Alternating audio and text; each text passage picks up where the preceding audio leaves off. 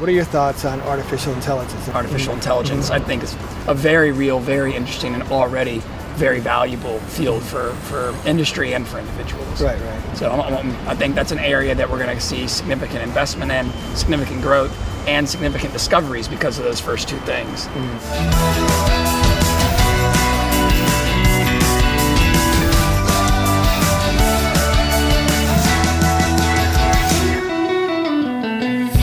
You're in the business of securing data, and so I wanted to talk about that. So how did you, tell me about how did you get Ionic Security started? Like what was the original idea? What were you doing? Like how did you get it going?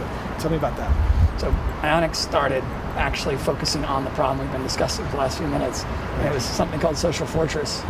It was really trying to see, okay, if I can't change the way the industry treats me when I'm using their products, if I can't change how they're going to provide me control and influence over what happens to the information I share with them or through them, more importantly, not really with them, then I need to change what I share with them. And really what I wanted to figure out was, is there a way to share something with them, but I don't care what they do, but so long as they get it to where I want it to go, it's actually useful to the person on the other side. And so what that ultimately led to was encrypt all of the data I wanted to share through a system like Facebook in such a way that Facebook could never get access to the secrets, the keys to decrypt the data. But my friends on the other side of that post or that image upload or that comment would easily be able to get to those keys if I wanted them to.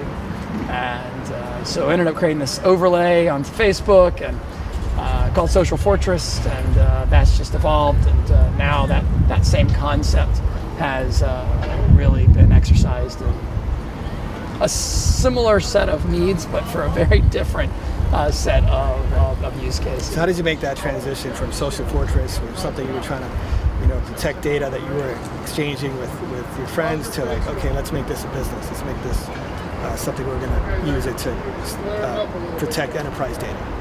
It was really because some folks that I had a lot of respect for that were also trying out Social Fortress with me said, hey, look, the consumer play is very interesting.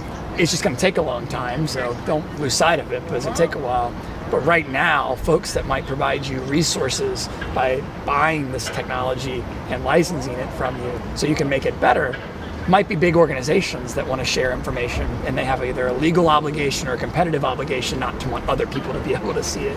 And so we started talking to some healthcare organizations and financial institutions and insurance organizations, and they basically wouldn't let us leave their office without telling them how they were going to get a copy of the software after we show it to them. And that really got us to lean in on taking Social Fortress and turning into what is now Ionic, which is a platform powering data security of some of the world's most sophisticated and attacked organizations. Does it feel like we're at a kind of an inflection point? I mean, you're right. There's been so many series of hacks and data breaches over the last, 5 years, and almost one every other week, major ones. But this Equifax hack that happened here just a few weeks ago, it feels a little different in that people are really angry. And I think maybe because it affects so many people. I know personally I'm really angry. It's like, I think the number is 245 million people, 145 million people. Pretty much almost every adult American in the country. It was significant data from Social Security number to even credit card numbers to home addresses, past addresses, and the fact that it wasn't the first time, and the fact that and I think one of the biggest issues was that Equifax knew about the breach. Well, they knew about the vulnerability for a while. They didn't fix it for a few months. That's one issue. And then when they did find out, they waited to tell everyone that it happened, and I think people are really angry about this, more so than they have been any other. The Sony and the Yahoo hacks, and there's been tons of other ones. But do you think this one feels different? Do you think this could be, have you seen a difference in your business and people come to you because of that, or what's your view on that entire episode? I think the reason why people are a bit more upset this time around that this happened to Equifax versus when it happened to, say, Sony or Target or others is because this is an organization that by design is supposed to handle very sensitive personal information. That's all they do. Sony they're an entertainment organization, among other things. Yahoo, they're a messaging platform, a news platform, and search platform. But you don't think of Yahoo as this critical, super sensitive service provider. But you think of Equifax as that. And they still had this problem. At the same time, you mentioned that they knew about a vulnerability that they didn't patch. All I'll say is, if you're chartered with having to manage that level of sensitive information for that many people, and a single flaw in a single piece of infrastructure can take your entire system down from a privacy perspective, in my opinion, that's negligent. The design of the system from the beginning was flawed.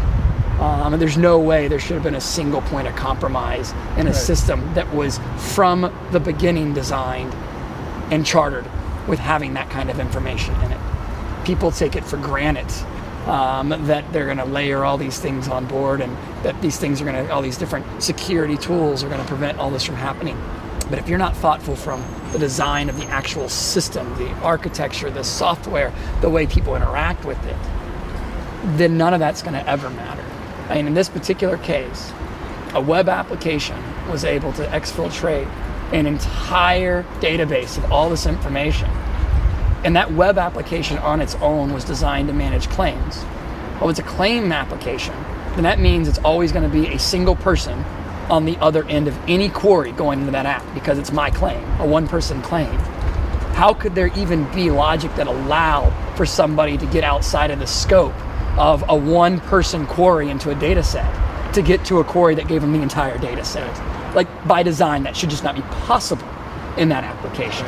It's almost a lazy architecture. It's a very lazy architecture. They just want to basically have all these services around this one big database, but once you get into those little services, you got the crown jewels. And it's not unique to Equifax. No, that's what everybody needs to understand. It just happened to affect Equifax this time. Right. That lazy approach is prolific in industry.